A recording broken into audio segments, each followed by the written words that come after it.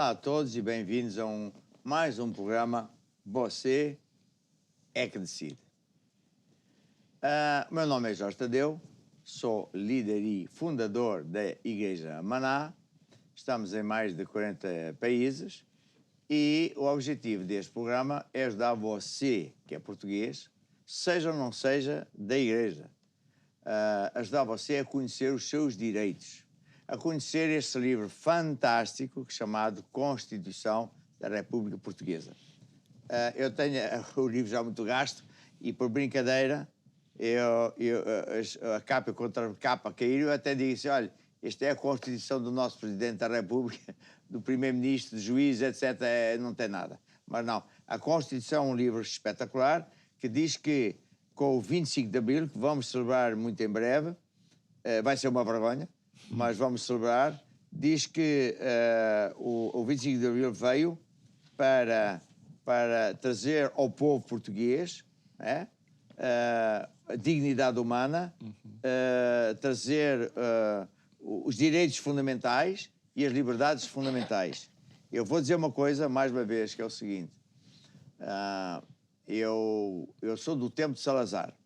E quando eu vi aqui, antes do Mário Soares morrer, ele dizer uma coisa que foi assim, nunca no meu tempo que eu e o meu pai éramos contra Salazar, vimos alguém falar de fome, ou falta de hospitais, ou de casas. É exatamente isso. Eu nunca vi tal coisa acontecer. E diz, mas havia liberdade. Qual liberdade é que há hoje? Os jornalistas a serem amarrados, amordaçados e a terem que dizer aquilo que convém ao regime. Não, nós não temos democracia, não temos nada disso. Democracia é um estilo de vida que está descrita, e muito bem descrita, aqui na Constituição, que nem os juízes do topo, nem o Presidente da República, nem os órgãos soberanos obedecem. Não obedecem coisa nenhuma. Eles fazem o seguinte... há organizações secretas, não vale a pena dizer quais são, porque toda a gente sabe, eles se reúnem e decidem o que é que vai acontecer, quem é que fica com o quê. E o dinheiro dos impostos, vai para as grandes negociatas deles. E o resto é conversa. E desde o ano passado que ficámos a saber cada vez mais e mais coisas e portanto, estamos no tempo em que podemos fazer uma decisão histórica e única. Por dois motivos. Primeiro porque vamos ter votações dia 10 de março. E você, se for votar naqueles mesmos, que é o PS e o PSD, que nos trouxeram a esta desgraça, a esta imundice de tratar o povo que nem cão, a dormir no chão e a pedir comida nas portas de trás dos restaurantes e etc, etc, bem, você não está bem da cabeça, ou então faz parte do regime, se vai votar nas mesmas. Então, vote, nem que seja num partido que você se calhar não gosta, mas é para votar contra este regime. Depois, outra coisa que eu acho que é fantástico, fenomenal, é este movimento dos polícias. Ainda há pouco estava a ver imagens, deve ser 2 à noite, em que uma multidão gigante às portas do Parlamento, são todos, e segundo me parece, não é só polícias, mas é cidadãos. Olha, eu também estou lá, não estou em físico, estou aqui, mas também estou consigo, porque é assim, isto ultrapassou todos os limites possíveis. A Constituição diz que a República Portuguesa é soberana baseada na dignidade da pessoa humana. Estas pessoas que estão no governo não tratam ninguém com dignidade, o dinheiro só para os negócios deles, pois mentem, aldrabam, eles manipulam a justiça, os juízes deitam-se na cama com eles, certo tipo de polícias, certo tipo de forças armadas, não é todos, felizmente não é todos, mas isto tem que acabar, meu amigo. E o artigo 21, que os juízes tanto temem, como falam disto desde há 20 e tal anos, que diz que temos o direito de resistir a qualquer ordem que ofenda os direitos, liberdades e garantias, de repelir pela força a agressão, não seja possível recorrer à autoridade pública, esta é a hora. Então, se alguém tem essa capacidade, é a polícia, até tem armas, tem autoridade, exerça, porque também é sua obrigação defender a Constituição. E o Exército, ouça, você se calhar está a ver uma movimentação de nomeações de cargos para aqui e para lá para ver se agarram coisa. Não se deixe enganar. O senhor, como é que chama? Não sei se é coronel ou general do Exército, o Almirante. O Almirante. O Gouveia Melo, que é o chefe de Estado-Maior. Não, ele não é o Estado-Maior. Mas seja quem for do Estado-Maior, você tem a obrigação de defender a Constituição e, no mínimo, fazer o mesmo que os espanhóis fizeram, que é levanta armas e diz ao governo: isto se cumpre, eu levanto armas contra vocês e vos prendo. O senhor não tem coragem, não é homem, só é homem da carne. O que é isto? Uma pouca vergonha. E os juízes de topo? Eu estou a trabalhar para pôr em tribunal internacional e vou ganhar. E vocês vão ser presos. Porque isto ultrapassou o Estado de Direito, ultrapassou a humanidade. É tratar mal as pessoas, usar o dinheiro para tudo menos para aquilo que é digno. A polícia não trata, nem a polícia trata com dignidade. Portanto, parabéns a eles. Hoje, eu quero relembrar mais uma vez que um país, conforme a Constituição, que é um livro fantástico, foi escondido, que agora já muita gente começa a estudar, devia ser ensinado nas escolas, de propósito, não é? Diz que a República Portuguesa é um Estado de Direito, quer dizer, tudo funciona com leis e que a soberania, os donos somos nós e que o Estado tem que subordinar à Constituição, que não subordina, nem quer saber disso para nada, e que a validade das leis e atos do Estado e etc. tem estado de acordo com isto. Se onde não está, é inválido. Eu, na minha vida, ou na vida da Igreja, já invalidei muitos atos do Estado e ganhei, porque ou isto é verdade, ou então vamos para outras instâncias superiores. Eu estou contente também porque, ultimamente, já há bastantes pessoas que estão a usar dessas leis e, se é por acaso ou não, eu acho que é por acaso, não é por acaso, os provedores de justiça já estão a resolver as coisas rapidinho e eu, para mim, é porque tenho medo, porque sabem que as coisas estão a virar ao contrário. E, portanto, se você é juiz, se é procurador-geral da República, se você é chefe do Exército, ou como é que se chama isso, é melhor arrepender-se e pôr-se do lado certo, não deitar-se com as pessoas erradas. Vocês são portugueses, não tenham medo, vocês aprendam os direitos que têm. E hoje vamos falar de casas. É uma atrocidade, porque a lei, já vamos ver a doutora Luísa falar, é obrigado, o Estado é obrigado a fazer casas para que não haja falta de casas. Eles não fazem. Ficámos a saber, pelas notícias que estão aí na mídia, que até o dinheiro que veio da bazuca, uma parte era para servir obrigatoriamente para fazer casas, nem isso eles fazem. Eles fazem o quê com o dinheiro? Com aquilo que eu já disse. É para os negócios dos amigos, do filho do presidente, não sei das quantas, e está a ver? E chegou a um ponto que não há um mínimo de vergonha. Portanto, o que é que o João tem a dizer? Vamos, depois deste começo de facto fogoso, vamos tentar fazer aqui um pequeno diagnóstico, que é fácil de fazer, tal é o drama. Número 1, se o governo escuda-se dizendo que não tem que construir casas, mas tem que ter uma política para as casas. Mas a verdade é que depois o governo também dificulta tudo. Os licenciamentos duram uma eternidade. Quem quer construir uma casa tem que ir às finanças, depois tem que ir àquele sítio onde se reconhece, ao notário, e depois volta à Câmara, a Câmara volta a ir para as finanças, aquilo nunca mais acaba.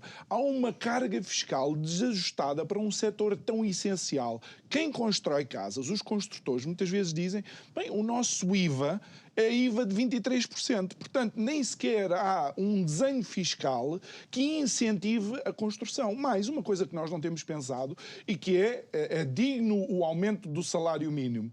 Mas as empresas que têm que pagar o salário mínimo, esse custo tem que entrar depois também no preço das casas, porque os salários não se pagam com qualquer outra coisa. Depois, há uma série de regras de ordenamento de território. Posso perguntar uma coisa? Sim. Olha, se o governo diz que não é obrigado a fazer casas, esse gajo é um aldrabão. Quem disser isso, nós podemos pôr um processo seguinte, porque a Constituição diz precisamente o oposto. Ele é obrigado a fazer casas. Eles usam sempre a mesma desculpa. Dizem que é um direito não programático. Não, é crime. Ele é um criminoso. E se por acaso você tiver alguém que foi despejado de uma casa, não lhe deram casa, você pode pôr um processo de crime contra o governo e lhe garante que você vai ganhar. Mas continua, João. E depois, essas regras de ordenamento do território são cada vez mais apertadas. Há investidores e empresas que querem construir, não podem, por causa desta árvore, por causa de uma pedra, por causa de não sei o quê, é uma verdadeira... é um entrave. Pedro, são só conversas de desculpas, porque quem não lhes der dinheirinho, daqueles tais envelopes que vão parar ao... Sabe aquele anúncio do IKEA que diz que as estantes é para livros e para os... 75.800... Se você não puser lá um envelopezinho com isso... Está a ver? E então, o que é que acontece? Obviamente, há décadas, a década de 80 foi uma década de grande expansão, até 2008, de facto, todos os anos em Portugal foram construídos sempre mais de 65 mil casas. Houve 3 anos em que se construíram 110 mil casas. De 2008 para cá, houve anos em que não chegaram às 7 mil. Logo, significa que o governo devia ter pegado ou criado uma política, falado com os agentes económicos, falado com a sociedade civil e ter dito, não, espera aí, nós temos que fazer casas para os nossos cidadãos. Mas há uma coisa que aconteceu nesta última semana que é ainda mais pornográfica, e desculpa a palavra. O governo foi capaz de dizer que por causa do aumento dos valores das casas, os portugueses estão mais ricos. Eles tiveram a coragem de dizer, porque as casas se valorizaram, então todos estes portugueses estão mais ricos. Não sei onde. Olha, por exemplo... Devíamos encorajar pessoas a pôr esta pessoa como crime de difamação. Sabe porquê? Porque assim, agora sai uma notícia que os bancos estão a receber casas porque os cidadãos não conseguem pagar as casas. Não, exatamente. E a parte da difamação já passamos para a Luísa, que ela é que sabe quais são as leis. E isto, e porque o apóstolo falou da comunicação social e que a comunicação social está amordaçada. Há uma frase que tem sido dita nestes últimos tempos que é: a comunicação social é o quarto poder, mas está deitada no quarto com o poder. Exatamente. Portanto, isto é uma coisa que tem que se começar a desmistificar, porque as pessoas, algumas delas, abdicam dos seus princípios para realmente dar notícias ou fazer propaganda de uma qualquer agenda. E deixem-me só terminar com uma das últimas afirmações também. O governo diz, e isto não tem a ver com as casas, mas tem a ver com esta falácia e estas mentiras. O governo diz que para o ano vai baixar o IRS, e por causa da baixa do IRS, o governo vai cobrar menos 0,4% do imposto de IRS no PIB. Mas a verdade é que para o ano vamos ter a maior taxa fiscal de sempre, 38% do PIB, e com os novos impostos e impostos diretos o governo vai buscar 4,8%. Portanto, nós estamos diante de pessoas que não são sérias e que antes ainda dissimulavam a mentira. Eu acho que atualmente eles mentem com os dentes, com a dentadura, com os implantes, com tudo o que têm. Eu peço desculpa da intervenção, mas não há outra forma de analisar isto. É abominável. Essas pessoas, em termos bíblicos, elas estão possessas por demónios de alta casta. São pessoas que são maldosas, são pessoas que não tratam o próximo com o mínimo de humanidade. Vê as pessoas sofrer, mas eles estão-se nas tintas e arranjam desculpas para continuar nos seus negócios dos amigalhaços, daquilo, daquele outro, que são tudo combinado nessas sociedades secretas. Eu sei até porque alguns juízes me contaram o que é que se faz lá, e são de lá, e outros que estão ao lado de igrejas nossas, ao lado de casas de membros da nossa igreja, e veem pessoas virem amarradas, encapuçadas, depois saem de lá com fardas e com aventais, sei lá o que mais, e nós já alugámos salas com tronos e sangue e tudo isso. Portanto, isto tem que acabar. Qual democracia? Isto é um regime pior que sei lá o quê. Fala-se que estamos melhor que o Salazar porque há liberdade de falar. Não há liberdade nenhuma de falar. Você ouve falar mal do Trump, falar mal do Chega, falar mal do Joaquim de Manel, da Rússia. Tudo ao contrário, de propósito, uma agenda de propaganda política. e tudo muito bem montado. Agora, é engraçado que a Europa é que perdeu. A Europa, que é suposta não entrar em guerra, entrou em guerra. A Europa não tem já indústria. A China é que tem, a Rússia está rica, que é tudo ao contrário. Portanto, nós, portugueses, temos que acordar e desenvolver o direito de decidir. E agora passo aqui para a doutora, porque isto das casas é uma aberração. Boa noite. A verdade é que o Estado é o maior responsável pela habitação desde a raiz, porque a Constituição e a lei dizem que o Estado é o garante do direito à habitação. E, portanto, se é o garante, tem que garantir, de uma forma ou de outra, seja através da propriedade privada, seja através da propriedade pública, tem que garantir. O artigo 65 da Constituição, no número 1, diz que todos têm direito, para si e para a sua família, a uma habitação de dimensão adequada em condições de higiene e conforto e que preserve a intimidade pessoal e a privacidade familiar. O número 2 diz que, para assegurar o direito à habitação, incumbe ao Estado programar e executar uma política de habitação inserida em planos de ordenamento geral do território que garanta a existência de uma rede adequada de transportes e equipamento social, promover a construção de habitações económicas e sociais, estimular a construção privada e tem que adotar também uma política tendente a estabelecer um sistema de renda compatível com o rendimento familiar das pessoas e o acesso à habitação própria. Renda compatível. Portanto, se o salário mínimo for 900, a renda compatível são 1/3, 300 euros. Onde é que você encontra 1/4 por 300 euros, quanto mais uma casa? Portanto, estamos a ser dirigidos por ladrões criminosos que os juízes não os punem. Defendem eles em vez de defender nós. Continua. Sim, mas este artigo encontra a sua concretização na Lei de Bases da Habitação, que é uma lei muito importante porque realmente defende os cidadãos e eu exorto a todos a verem, a procurarem, a pesquisarem, porque é clara, é expressa. Começa por dizer que o Estado é o garante do direito à habitação, dá uma proteção especial aos jovens, aos idosos, às famílias que têm crianças, às pessoas que estão em situação de vulnerabilidade como os sem-abrigo, que são as pessoas que neste momento têm mais dificuldades e que o Estado, em vez de ajudar, está a colocar na rua. Tem inclusivamente um artigo, que é o artigo 13, que dá a proteção no despejo. Porquê? Porque nós sabemos que a Constituição diz no artigo 18 que nenhum direito fundamental pode esvaziar por completo o direito fundamental de outra pessoa. Então, o Estado tem que garantir o direito à propriedade dos senhorios, mas os senhorios não têm o direito de colocar uma pessoa a viver na rua e sem dignidade de pessoa humana. E nisto temos aqui uma parcela de culpa, como o apóstolo diz, dos tribunais. Porquê? Porque em muitos casos eles dão um aval e permitem que um agente de execução acompanhado da polícia vá, muda a fechadura da casa e depois fique com os bens que estão lá dentro, que são vendidos em leilão, porque a pessoa, como é óbvio, em 10, 15 dias não tem onde colocar aqueles bens, não é? Há aqui um certo enriquecimento ilícito. E falando dos bancos, a nível de execuções, isso é quase um negócio, porque na verdade as casas depois são vendidas já em plena ação executiva e as pessoas ficam na mesma com uma dívida às costas, porque os juros às vezes duplicam ou triplicam e ainda têm custos a pagar do agente de execução. Ou seja, a dívida com a devolução do banco, a dívida não acaba, continua. Sim. E o banco ganha outra vez.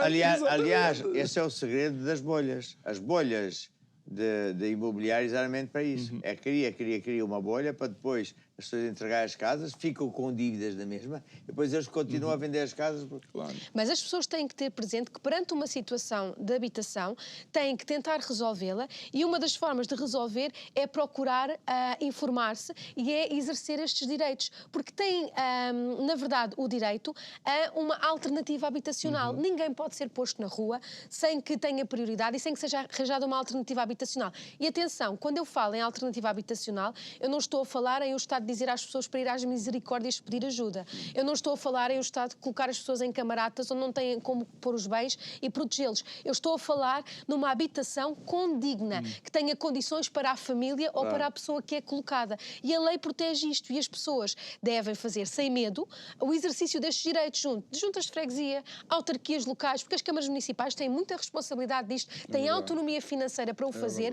e sempre que as pessoas ligam e pedem ajuda dizem que não há. Tem que haver. Eles são funcionários públicos, estão lá para defender os direitos dos cidadãos. É o que a Constituição diz.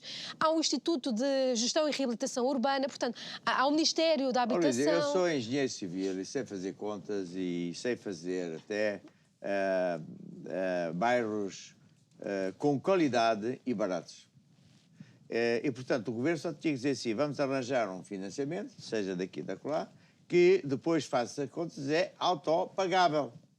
E consegue-se fazer com dignidade, o que não é à vontade, porque os dinheiros disso é para tudo menos para o povo, está a perceber? Porque aqui até diz que tem que haver instrumentos sociais nesses bairros. Equipamentos. Tem que haver sim, transportes sim. para aqui e para lá. Exatamente. Portanto, isso não é problema nenhum de dinheiro. Não há problema nenhum de dinheiro. É problema de vontade. Eles não querem, porque nem querem gastar esse dinheiro, nem querem saber disso para nada, eles estão interessados noutras coisas. Portanto, é terrível. Sim. Então, qual é a solução? A solução é as pessoas, perante estas situações, reclamarem, exercerem o seu direito de petição, que está previsto no artigo 52, irem a todas estas entidades. Nós até temos no site Você é que Decide essas O entidades. site da Igreja Manasse Sim. está lá. Tem lá, portanto, temos essas entidades, temos minutas, temos inclusivamente queixas para apresentar relativamente a despejos inconstitucionais e ilegais que coloquem as pessoas na rua sem nada e sem a possibilidade de reaver os seus bens. E por isso, utilizem, vão atrás, para quê? Para fazer valer os seus direitos, porque a habitação é uma realidade dos portugueses. Apóstolo, deixe-me agora ser um bocadinho jornalista, eu sei que estou nos últimos minutos e quero lhe perguntar o que é que uma pessoa faz quando o polícia aparece com uma ordem do tribunal assinada por um juiz a dizer que a pessoa tem que ir para a rua. Quem é o responsável aí? A polícia tem que obedecer, mas por acaso um cidadão souber mais, ele pode negar esse ato da polícia, porque a polícia também tem que obedecer. E não é má vontade da polícia, ele tem que obedecer. Mas isso é... E a culpa é do juiz, neste caso. É do juiz. Os juízes são os altos criminosos de Portugal. E, portanto, eu estou atrás deles e, aliás, Deus tem um recado para eles. Vocês têm que se arrepender, porque tudo está a acontecer, não vai voltar atrás. E nós estamos à beira de uma segundo 25 de Abril. Eu quero animar as forças da polícia que estão na rua, muitos cidadãos parece que continuam a apoiá-los, parabéns, e quero falar ao Exército, àqueles que são do bem, porque há uns que se deitam na cama com os nossos inimigos, porque vocês têm armas, vocês têm a autoridade e a responsabilidade de defender a Constituição. E diz o artigo 21, se não conseguimos... Como é que diz aqui o artigo 21? Com as forças de Todos têm o direito de resistir. Todos temos o direito de resistir a qualquer ordem que ofenda direitos, liberdades e garantias. Então vão pôr na rua. A pessoa está a dormir em tendas à chuva, tem que ir buscar comida à porta do restaurante quando sobra. Quer dizer, o que é isto? E depois vem uma juíza defender o direito de um cão que, coitadinho, está muito magro. Mas a senhora não está boa do seu juízo. Então, e os portugueses são o quê? São abaixo de cão? Isto é tanto mais grave, se o apóstolo me permite, que o governo, o Estado, tentou retirar este poder dos tribunais e colocá-lo num balcão nacional de arrendamento, que é um órgão do próprio governo, para que as pessoas nem sequer se possam defender. Portanto, recebem uma cartinha em casa e é executado e fica resolvido. Nós estamos num tempo novo, há eleições, você pode exercer o seu direito de pôr na rua estes governantes. Não chega, porque por trás há muitas forças escondidas, mas é o princípio. E pode começar a exigir os seus direitos consultando o nosso site ou também, claro, estudando a Constituição e obrigando o governo a fazer aquilo que eles são obrigados a fazer. E pronto, eu quero exortar a todos, acima de tudo, a serem humanos e, dentro do possível, porem Deus em primeiro lugar, porque então tudo vai mudar para melhor. Ouça, independentemente da Constituição, há um ser superior a todos, que é Deus. E quando nós pomos Ele em primeiro lugar, as coisas se modificam. Não é que eu agora quero esquecer disto, mas ponha Ele em primeiro lugar. Que Deus abençoe a todos.